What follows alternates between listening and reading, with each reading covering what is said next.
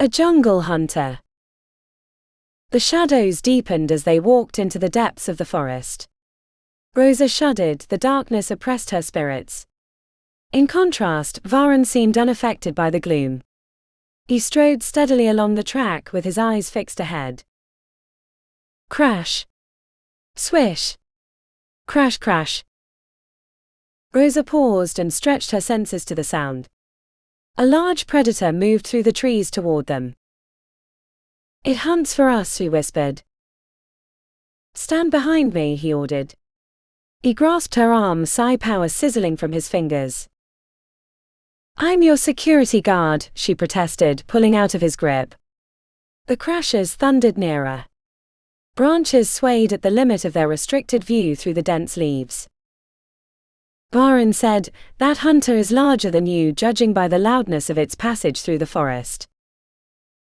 Drawing the blaster from her pack, Rosa insisted, I have heavy weapons. He glared at her, his eyes fierce beneath black eyebrows. I am the Psi Master. Get behind me. She had little choice under his inexorable grip, and stood resentfully at his back, listening to the predator's mind. It is guided by odors. Can you block our scent, Varan, she suggested.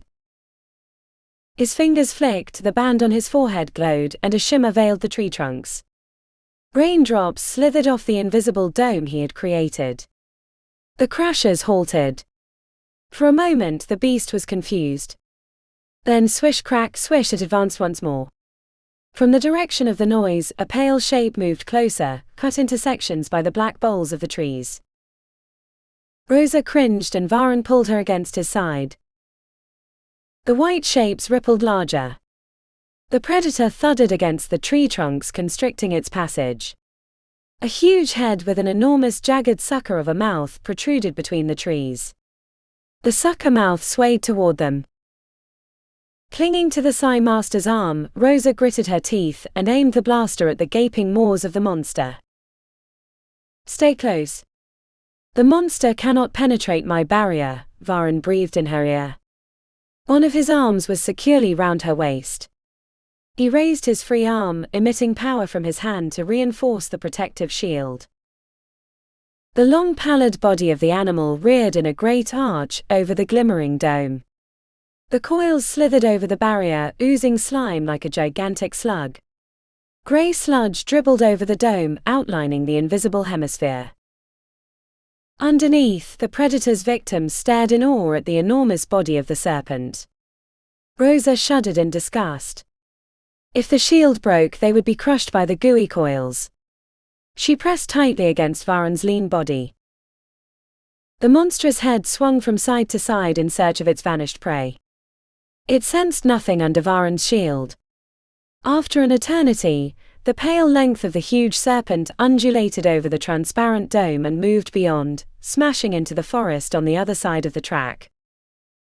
Silence dropped and Rosa exhaled the breath she had held.